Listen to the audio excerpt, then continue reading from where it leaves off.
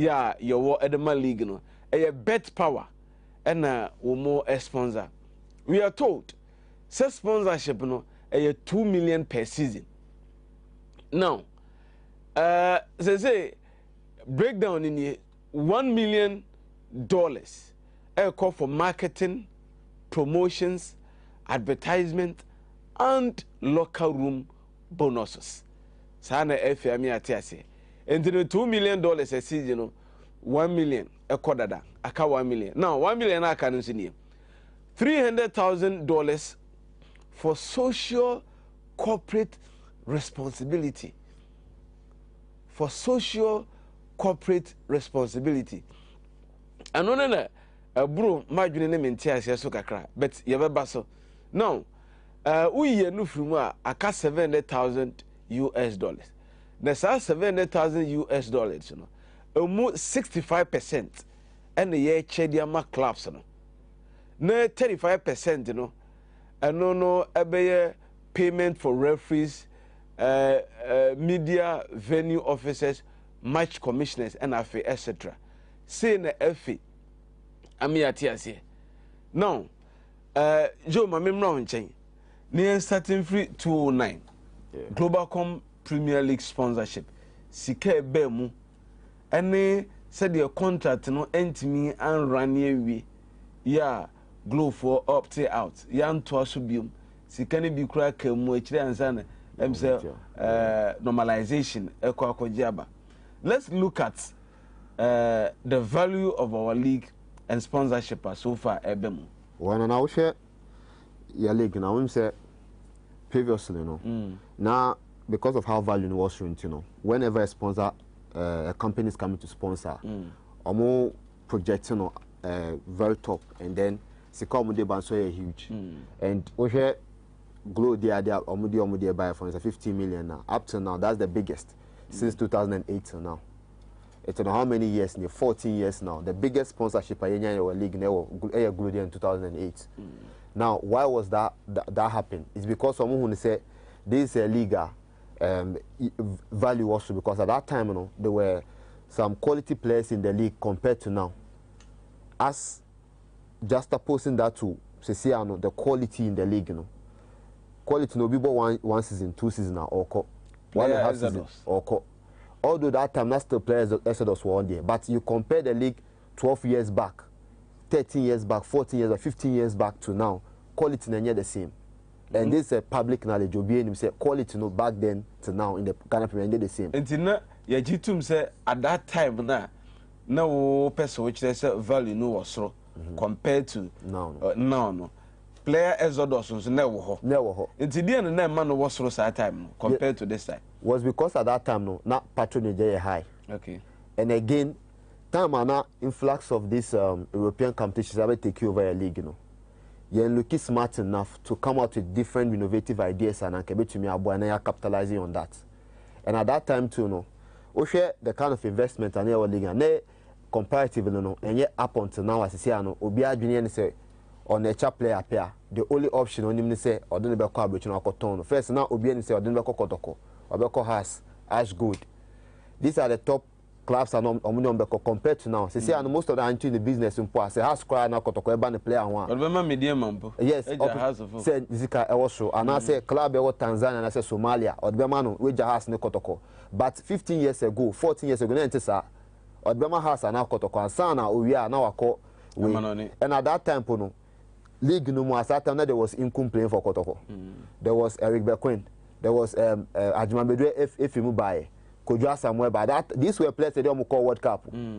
Eddie Amunina, they were players they went to World Cup, but they were playing in the league. So what I say, and you look at that time, all these players played in the league, played at the World Cup, being on the 20 or the senior national team, and they were able to get top contracts.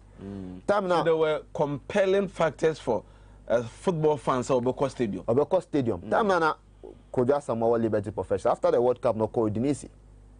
So what I say, after you can say under 20 World Cup, ADA ko AC Milan. So many examples of it. So you look at the quality then. But I say, how many players, how many teams number to me? As I say, Ghana, what ton players direct from Ghana to the English Premier League. And I say Italian Serie A. obeko Somalia, obeko Tanzania. That side obeko Ansana wasan akonenim. So that was then to now. And again, companies we even saw Oparino moving to Real Madrid. Oparino Real Madrid, yes, example. And we can say Barbara Man, if you call Germany, Gutafet. And we shall companies are meant to survive in terms of a league, a duration of sponsorship, such as the Glow, the Xylophone, and then the First Capital Plus, purely administrative factors. And yeah, about the league. Because your Glow, for instance, they couldn't survive as a company in the country as a telecommunication network. Time on buy as strong as we wanted to this Kabeshe league. They couldn't like sometimes about say a football factor. A one some internal factor. Sure. And I First Capital Plus one. The reason on mine is they are doing restructuring and they couldn't get the needed mileage from the Ghana Premier. So both parties are what they expected from each other. But however, there was an internal restructuring another company because Ukaya after 1 year no more abrogated to contract. They came to change their name. They rebranded to I think First Capital Bank. From First Capital Plus to First Capital Bank. That's when the rebranding started. And so it means a company that they had an internal issues before the restructuring and then they rebranded the name. It's once we rebranded restructuring, which means that there was an internal factor. And the Xylophone cash issues from we all know what happened. The Xylophone #1 and government and you can say liquidation of the Ghana Football Association and blah blah blah and all that. And there was also a factor then about the football. About things about the customers and the companies of the owner and the government and Echo says we share the chronicles of how all this sponsorship and get to its latter. They were nothing to do with the league. And your league change value drop into or mama contract and except the only time you make a case for First Capital Plus for them say the mileage and normal pen or that was when I crap on 50-50 because they also had to go through internal restructuring and on which year rebranding that day. It's a share from that angle. You could clearly say fair enough and about football reasons and all these sponsors were going to me and get to the latter. But however, we as but we as a country and as a football yan someone I'm branding in such a way so I can be compete at the top level till now. Say the Jumana man penning for so munye so at this point, who blame the fault at the doorsteps of the managers of our football? You see, yes, you have to. Me to me more 100% blame, but part of the blame will go to them because Osha, time I know your league in the national. What was the Sudanese league? What was the Tanzanian league? So what I said, you can't league more country, Africa, you take the South African league, the Egyptian league, the Algerian league. Cote d'Ivoire were doing better, but the Tanzania and Somalian they were not doing better as than Ghana. And even Pono to say we Congo there for instance TP Mazembe Pono. There was a time Moise Katumbi this Kabeshe moi or rebranded here in the big and that was just 10 years ago. But Osha that time now we were just comfortable with where we are without making sure that they did new ideas better. And at times now, the likes of UPN, people were getting much more interested in that. You find new ideas and either say much more investment to make sure that they be improve league. So South Africa for the AO. When they started to make sure it's okay, your league be a junior, per se improving. They brought more investors. You be improve players on salaries. You be improve the quality of the league, media coverage, the pitches, stadium. So now I'm improving those aspects. When Nigeria, for instance, I'm going to their biggest, problem. The biggest problem in their league. That was when I mobilized committee take over. So you ban you, and son of Majipin take over. They realized there was a saga Nigerian league. What do we have to do now? Omuye Adiebise best league from the FA or the NFF holding the league to an independent body, which is the league management. The PCAE. Yes, league management company. And I'm independent body best league no more. What they did was that they first of all had to invite expertise from La Liga. So that time then the La Liga league and nobody pay for by with models also omukomu restructuring near the omukomu they also sign their league. At a point Nigerian league say we are almost the best players no more Kobo or Marco Spain no more Koshia Villarreal Valencia our preseason near the ade there were exchange of collaborative work are not omoye between the two until time a Nigerian league no so ebe ginaye although no because of the federal system ne governor ne sanyama no when talk about sponsorship and investment high compared to us but they realize say you ba be page agent man akosru bioma then we need experts from different countries but there no when at a point you who say league no falling at a point betting took a center stage your Kobo league now and there ebi ochina and I said 2 days to the game then the betting slips and then I'm about to secretary on social media and penny and pie league never the same result the same goal scorers and the betting company as sponsor mame enko Roger so on that point Roger Bremwe you hear the value of the Ghanaian league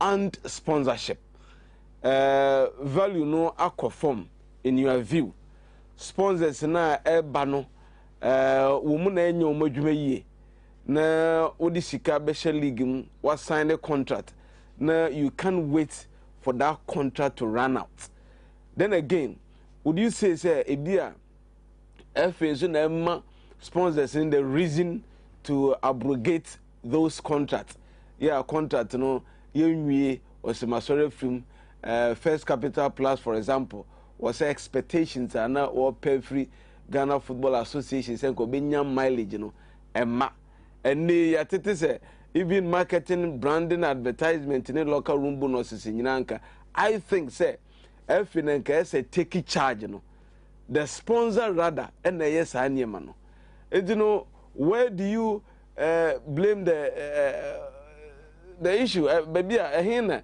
yakoi Nana madam asena mesanse chiachi for any nyimle yemi say ohwe Africa and I say Ghana hanum na nkasa na ohwe ye football system na ye run wa hana because of send ye si hye ye nema bi ase from beginning nti ama corporate body no trust awase omunya ewo football associations na say clubs no no omunya and me di Ghana de no ebe example all right hwe baby a ye start free from 1953 54 ye start here ansana ebabedu 1993 ye start say ye ball professional league bisa won say sad time no na ye sponsorship hu sensem no say na city after 2000 mu hoba ansana ye start so ye nya sponsors kakra 2000 Mekai Sefi Obano yenya ABC yenya Ghana Telecom ebe sponsor yen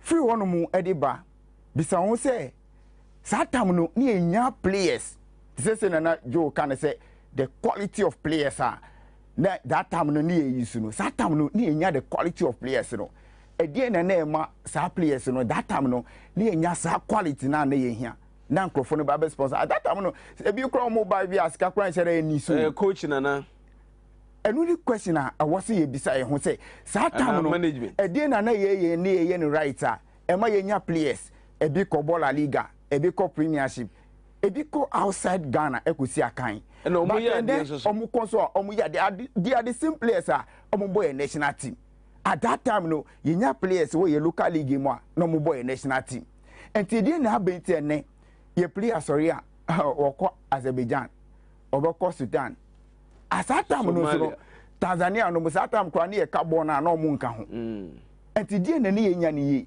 enti ama ene no se corporate bodies ne e de o musika e ba ba hyen ye e de ye league mu a nyume bi ene esisi atwam nti na se gidie ne nyeden enhyere ni ho no mu yembisa ye ho se tamo ye start ye eni bebi a ye ba bedu ene hwe okay yen sponsorship a yenya nyina na yen TV rights for instance yen say ye league no ebe sell na global world obi abahu ye league obi abahu ye players no near market omo a TV rights e ka ho and Ghana ohwe yen TV rights a yenya ya e bi eso a yenya Super Sports ombe so ya se omo deal na ekosi se de na si wom enweti yesaso be nya start time e ma start time so buy start time buy no omo no mo ho sisi a but bisa ho say those days na yenya players ana amafo hu say ye were quality players yenya clubs from Europe eba be fire players no satam no bia ebo match bi a GTV ana na yi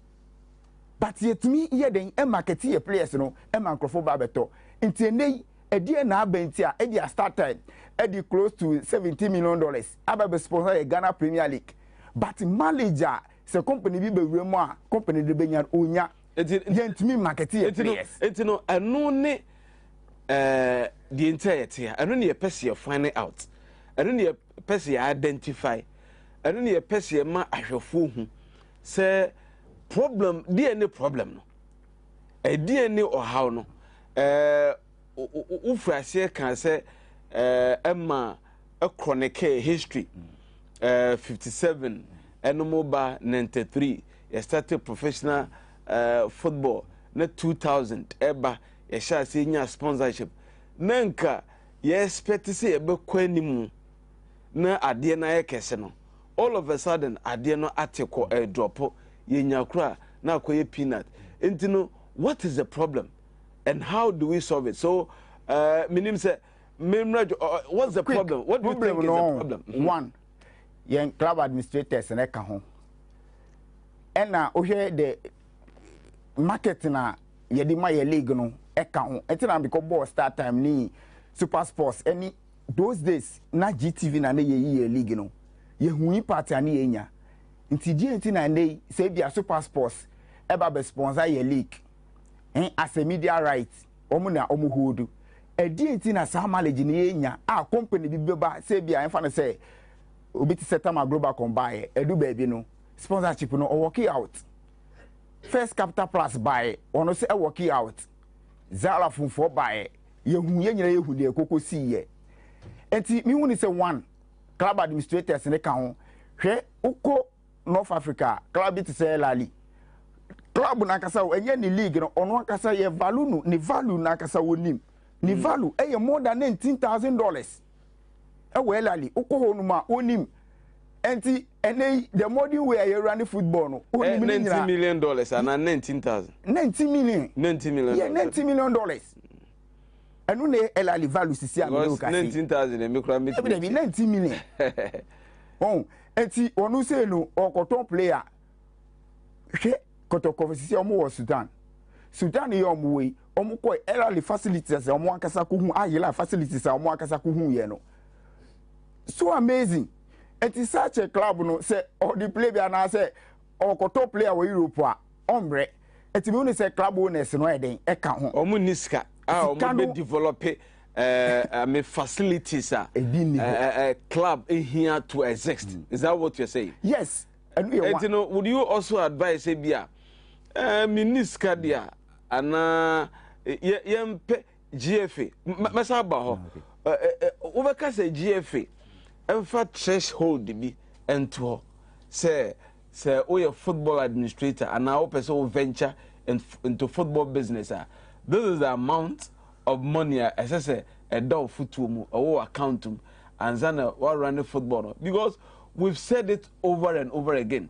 Say club licensing, we are not applying that club licensing rules to the letter. So you can say only 2 venues spend a conditional approval Kumasi Sports Stadium and Accra Sports Stadium. It's no club licensing and find juma a total beer. Yes, say club be one Castle Stadium and at least 2 training pitches. That is the club licensing rules. By Ghana. We understand say a third world country. Yentimi mfiti prekofe economy no emunche da miesa. Said the enema koi ohwe Rogers mo kan ene de yankasa nso yehu ya anu ntiatia edi sankomo ya. Would you suggest to the FA say wo mfa emra bi mra enjire say obeye football uhie sikasi ansa no wawura?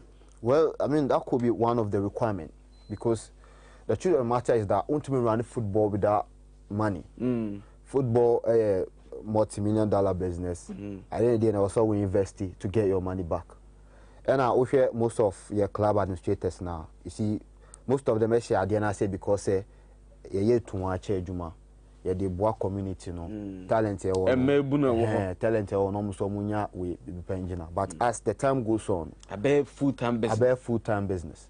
So that's when if your capital be running out any capital be buy in no or said they buy in more more and you know baby Roger Casa club and straight and a bit more cahono. It's due to the fact that sometimes no they have to also make sure say on behalf on a way of marketing themselves and getting different streams of income.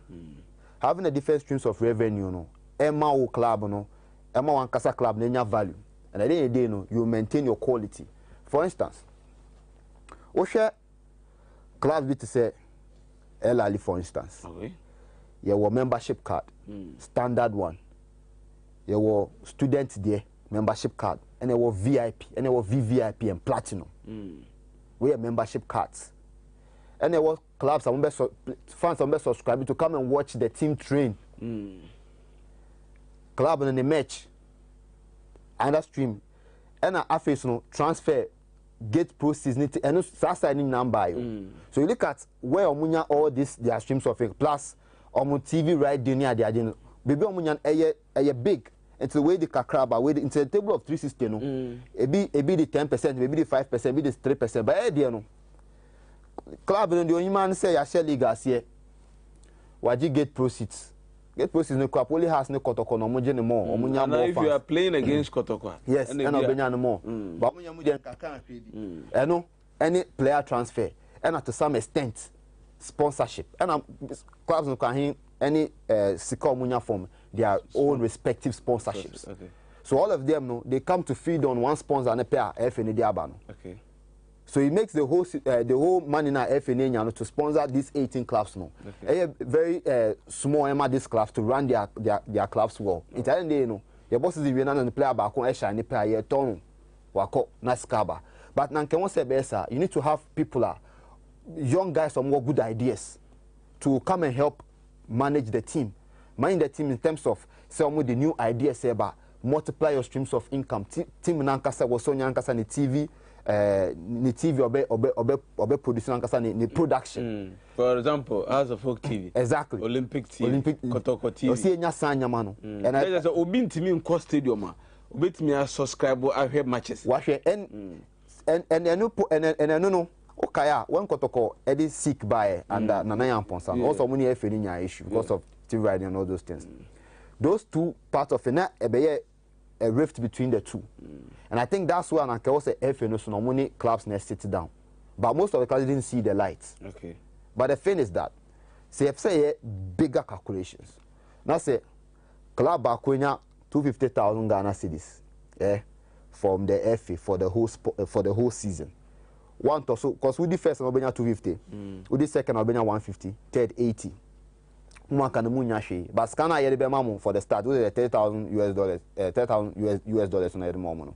$25,000 around 250,000 Ghana cedis near the moment to start the season with no. And no. That was another start times. But at the end of the day, no. Say who are fans? Now say man say 1,000 fans they be a show game. Every week will be at your hand one Ghana cedis plus communication and negotiation only these telecommunication companies be call. In terms of percentages out of subscription on the data bundle on beton nyano or the balance on the boa team now who make calculations at the end of the season around 34 league games at the end of the season now so yes we see Obenyano a huge to help you as the team no but do you think say our Ghanaian clubs are attractive enough say when we introduce society we are football fans will go to these platforms for them to make money. Nana yeah true to me because see say me share game now on my phone so with me 20 29k 30k 40k this is comfort if nipa na show games no it no everyone says house ni media ebo ye Akron Park na say fans we near share house fans on Kotoko say house fans media master fans home. So you could still get money from there. So that side, the negotiation of TV right deal and Kasampono at a point that clubs need to revisit it again. Because the thing is that, and they had anything about Barcelona, or 15% of the TV right deal. or turn 15% for a private company, or some turn 15% for internal production or turn 50% twice. Any idea about Barcelona or more stabilizes the say. But say na club na call the same ditch where Ghana ha. Do you think that they can sell that because they don't even have internal production? And so in Yama be increasing streams of income no. Clubs no do na any be. Into nuntina at the end of the day no clubs in there depending on the TV you can say start times because by a sponsorship.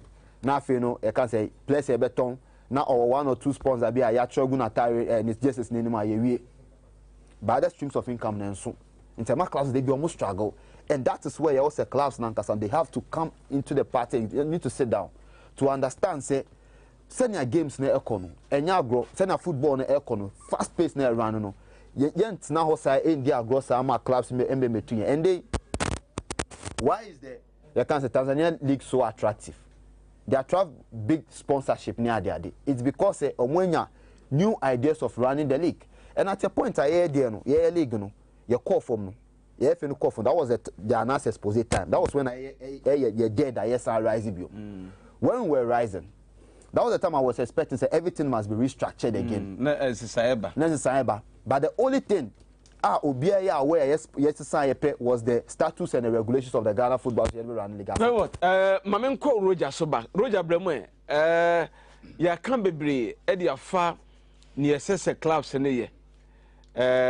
Near Sese.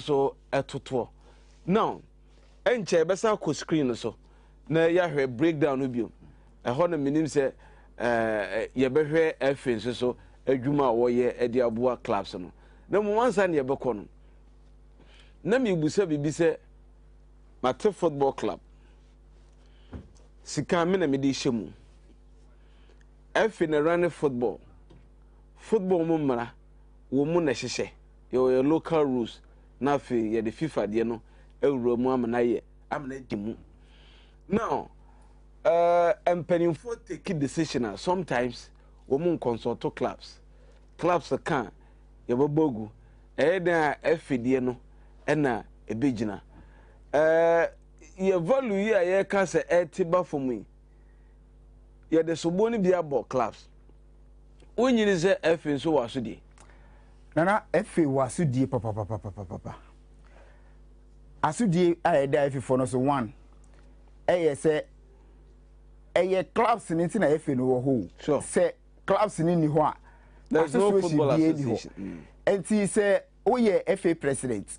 Na ebia o take a decision and I say o seek for sponsorship a. I was say clubs no interest eba first. And I am de say omo efe hona no ebi mu so clubs omo anim ska almost spend at the end of the month even every game be a club be ababo okuru abia no obi anim ska almost spending even Red Tabalo United crack just a single match or spending more than 50,000 Ghana cedis for just a single match. And imagine say such a club bought about 18-20 matches a season a cow bobo. Now at the end of the day no league now all boss can no ogia score benya no $250,000. Says can be san say $25,000. A dear pound of 25,000 Ghana cedis Ghana cedis rather. Oh the any Ghana cedis yes, no. Yeah, Ghana cedis. So we need okay, we need 50,000 Ghana cedis. 250,000 Ghana cedis. Okay, I thought say sponsorship as well. Okay. We need league na 250,000. All right. And I'll toss me no 150. Sure. And sana me sana 80. Sure. Well. The whole season in no imagine hwe ka wabo. Na uwi a na e di say ska we na mo. Enti me ne edu ba bi a na ha me kakra ne say e ba ne say na sponsorship ne ba na clubs na nkasa na omu na yesuma omu no kokotena ho no mu a ye expect say nka omu betimi a take decision and obe make decision e be boa omu. Imagine sponsorship aba ye nyina ye nim so e bia sike ya be de $6 million de anye kura no o de say $1 million kwa na bia wo chede ma clubs na obi anim clubs no ne obi abetimi anya ba be wie tire no yes ye nche 65%. Enfama clubs ni tie na muso sponsorship ne ba you yenche enfama omo but say bet power for no say o follow omo say ne omo ye omo niam a Womu in terms of say advert, marketing, promotion there. Omu discussion pa oko Central Africa or East Africa or even Kenya, and now they were spending more than $40,000 a season. Our promotion, league promotion, other. When see me, omuba how many this and money in a buy and nano. Me and one. But me, the anaka me special clubs in the Benny say, I wasn't commudio munisi form. Udem, Roger Bebaho, Mammy a slide song, Nafi, where the home come. Bebacho, I feel now the Ocasa Muno.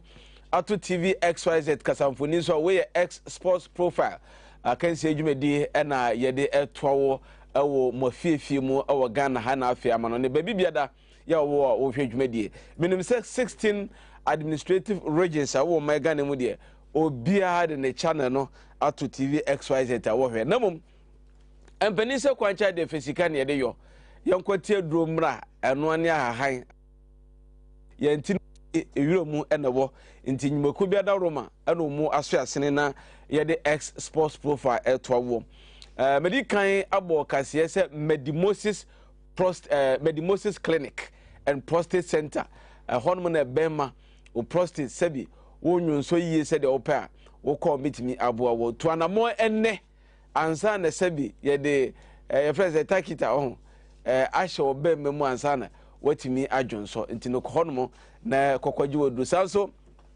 and X natural mineral water se abedinto se awade wedding wokwaji awade a fabiko na wonsewnom edu obu be ma opa sanso na yie eno anya eno nso fabiko enkura no kusku a fabi he omo bagam no omo fa kusku omo besua de ama omo ani age omo nso eso yasene sanso na me kachiro se fashion designers a won krakrodua mu de omo ye baanu bienu pe na nana clothing ene wonmu aka na nana clothing na minim omo aka de minim omo madaroma ena omo apamata de ahye na nana clothing se me kan kiro se open memata de sanso ene nkwada ema kabani sliti agbada skirt and top ena afi African wear de friend kaftan omo pam ema ne yakonopa sanso ena mata de wo de kwa yie wo de kwa wedding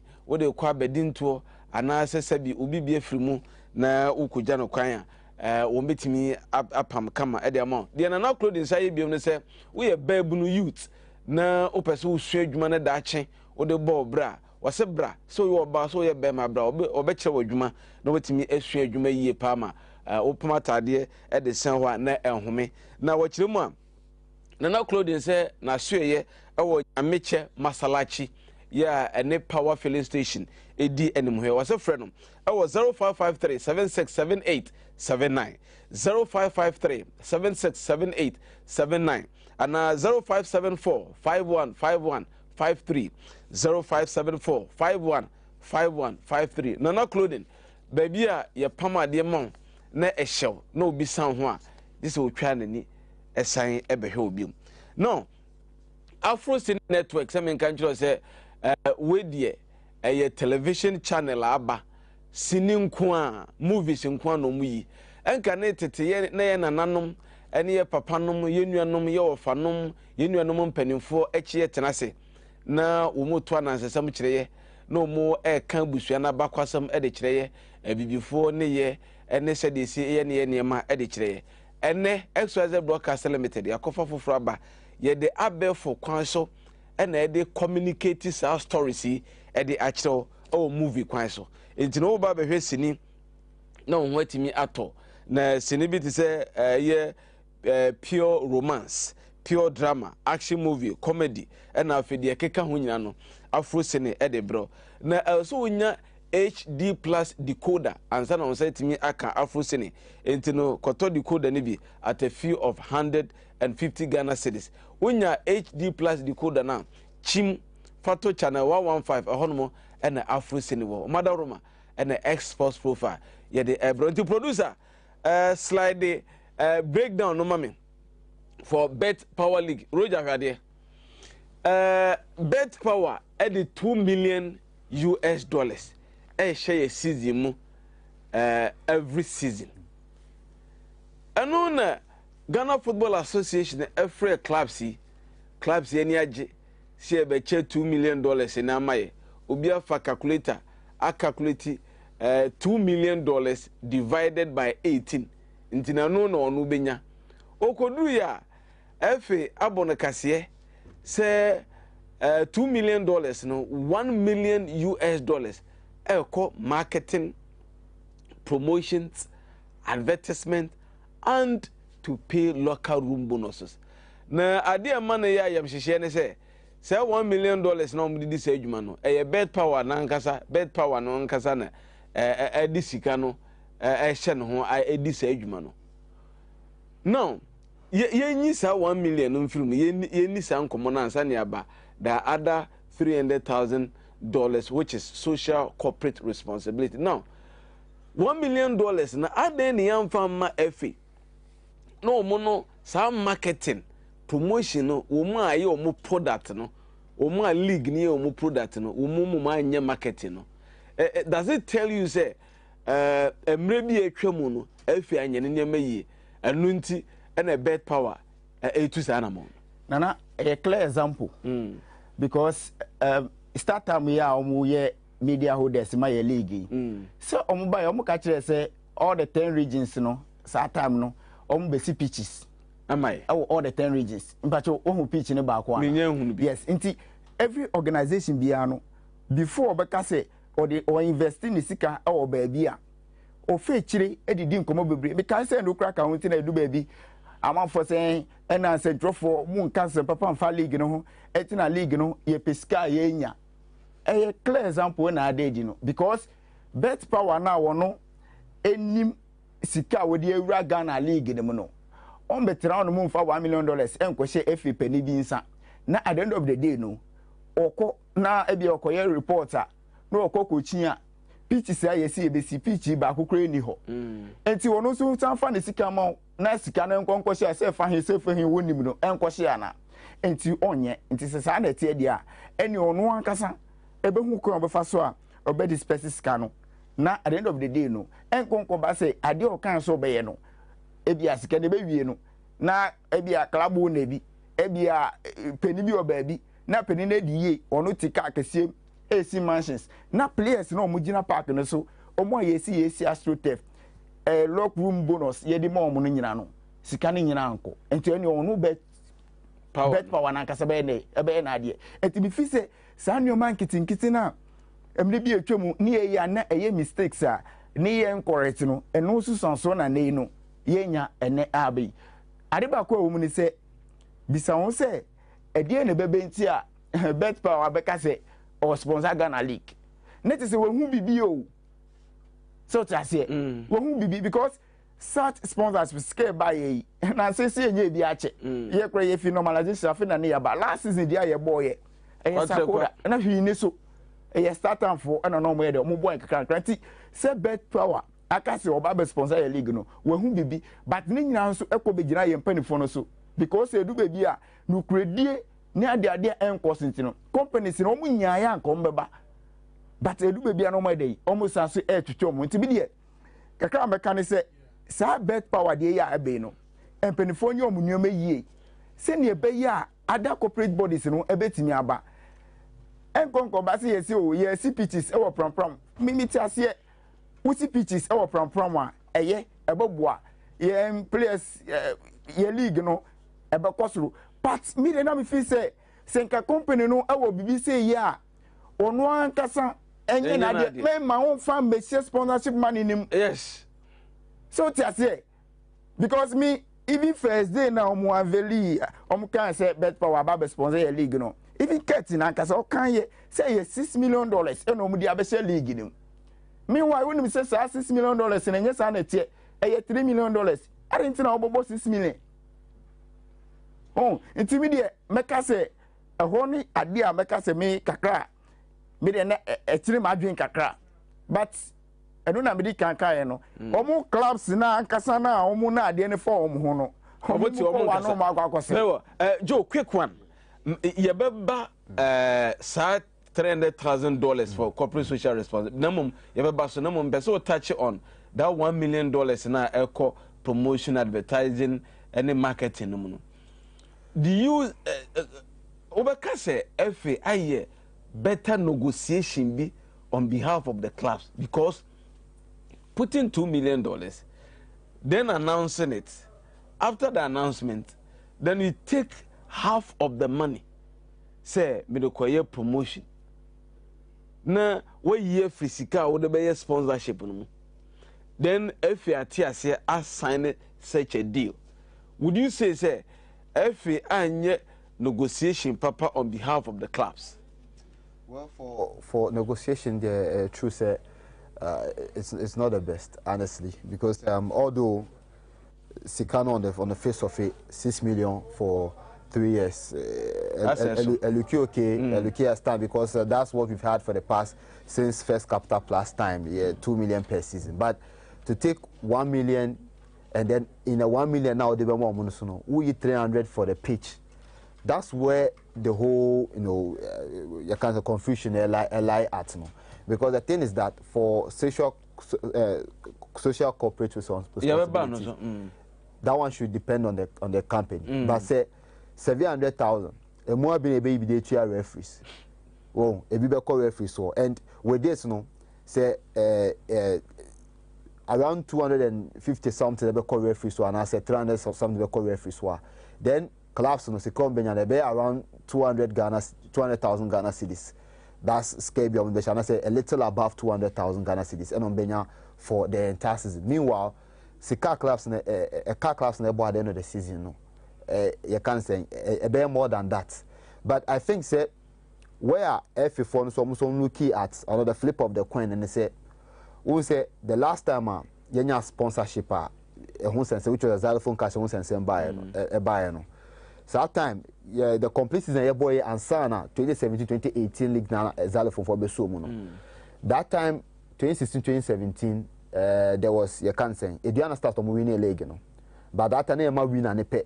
Sika, the Akan Yamamushi after 30,000 now by for the start of the season. We are win and pay and obey 80,000 Ghana cedis. Apart from that, Mama can do Moody second or third will be in Yashi. And Okaya, Ediana starts a winning star league, Omunya 80,000 Ghana cedis. And so I think government so they can ebe pure also for Africa campaign. And now, from that time till now, we share the gap abim.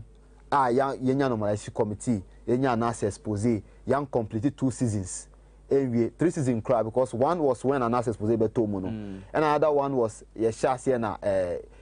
young boy full season special competition. Okay, under normalization committee. Yes. And so na share ba ko so asena COVID-19 be room na yenwie. It is since an access position till now 3 seasons are young complete consecutive and so na the completed the last 2 ones has no kotoko winning. O share the last 2 ones now. Winner enya 250,000. Second enya 150, third enya 80. So what I say for the last 2 ones. But the last one the ball completed 2016-2017 Nigerian Stars GN. Winner enya 80,000 be enya bi. And say if you know put these figures on the board, I'm say okay. You make progress. That's from the FA perspective. Trying to think through the reason why it's here. I'm feeling that this sponsorship it's better than before. So what I say. So I'm trying to think through, like I'm trying to think through. So looking at the other side of the coin. And I will share numbers now on the table now. This time around for the past 2 seasons, I improved than what we've had before. But the thing is that they've been inflation gap, any increment and other stuff because say and compare a price value of something you bought in 2016 or 2017. Even 2 months ago. Yeah. Producer Pacho slide we say the man na me san hwebiem. Me say ye hwe ade bi. Yes. Baby a me how woni. $300,000 for corporate social responsibility. Na yenti bida say Globalcom ebe sponsor league no. Yeti sika bi say corporate social responsibility. First Capital Plus Premier League yanti. And now for Xylophone Cash Premier League ya moso ame yanti. No. Me feel say a company sponsoring a sports competition already that is corporate social responsibility. And the other end is artistica for be say. Sa de we etwetwe aso. So and now I don't know say ebia clubs ni nim say wo ye boka anase empani say wani ebo na etesi so de na wafa ne sa enti ebia ebi ni ho enti kakra ba ye mfa ne sa eno nti na ebia wo maji atumu.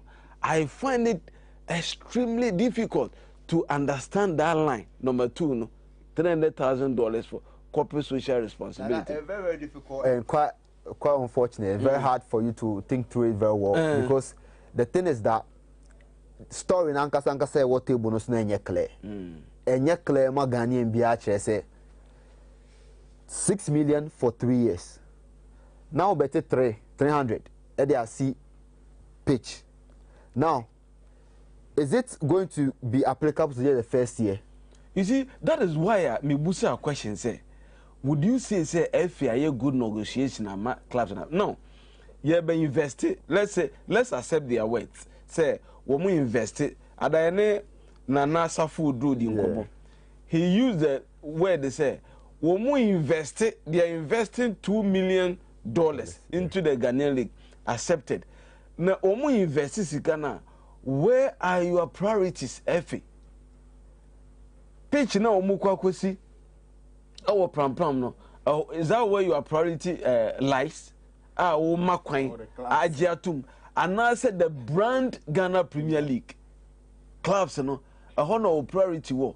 Say in face Ghana, and the company the $2 million ever invested our Ghana football a season.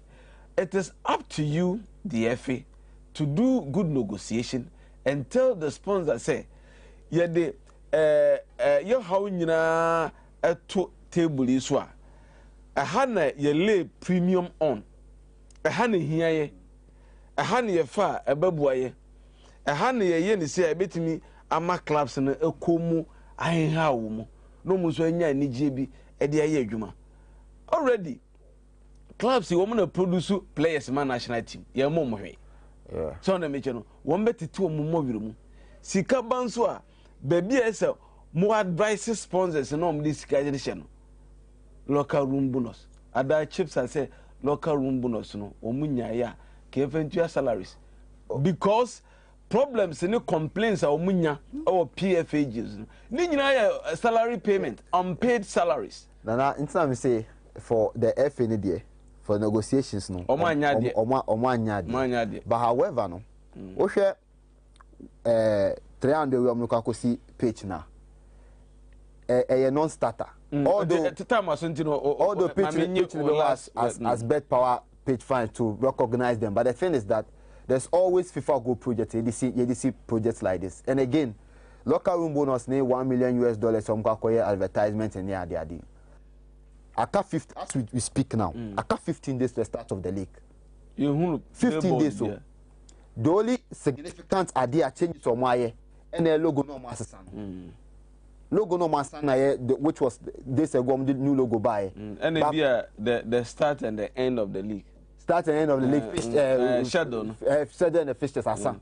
But apart from that, nothing significant. To say 1 million by this time. So $1 million by this time see you billboards. You know say league no you building momentum on social media trend glass na wako billboard baby it's vintage places in the country you name it that back 15 days the start of the first Ghana Premier League game and still nothing to show. Roger, quick one and a minute near o ka the ACC sponsorship or happiness. Yes, and now make a crumb can say ye percent via Africa and Ghana ye league no. You're ranking one of the best league of Africa. You were Juma ye pa because ultimate country say okopɛ sponsorship. Wa be ka say $6 million. Never we no. Wa be ka say $3 million. Na clubs na accept. Meanwhile, see you come from 2019 being you cut the best league of Africa, a Tunisian league. Well, you cut the best league in Africa, the Tunisian league. I don't know, Roger. Can have a baby to me acquire na and nephew and Xsports profile. Yeah, Bob Wano, Eddie Abasumono, Yedi Jumedi Nessi. Ya hear for me, Jumedia were teaching the bench, all the 16 regions. Ye Chobibia, me call me general manager, Abuajida Costa. O live there na so guswada boy juma bibie ni agisa ofre ansa ne ma kwa ansa no watimi aye Tino Sanity. No, director for tonight's show, Ralph Jampo, na fe MCR for Nada, Emmanuel Davis Simon, Emmanuel Kisi, Emmanuel Nete, na fe Soundman, Ninada, Yadamunina se, me back cameraman, Kofi the Boy, Penia Odano, Sanso, and also for Prince, Ofori, Omo Etimi Ebuaye, Abrante and Eddie William Sefa. Boy Peter omunyada etimi ebo ama bibia etimi ekwanka ya da munyina se ya makeup artist nso no ya da na se so osiesie enim kama na de dwumedi no ebramo me producers Justice Ebotela the Iron Boys anso ana ohene ba Kodwo Fosu aka Fandi and afi hello kwaku wo mu ana producer dwumedi ma ya de bramo Roger Emmanuel the Sports Monarch and afi Joe Ochre the writer Italia womune me gesa omutimi ebo ame midin ade nana premped British manyankopon ya adom na adom bi adom ye ne na otwe se ne ye de dwumadie no ebebra mu me mamu nyina ajo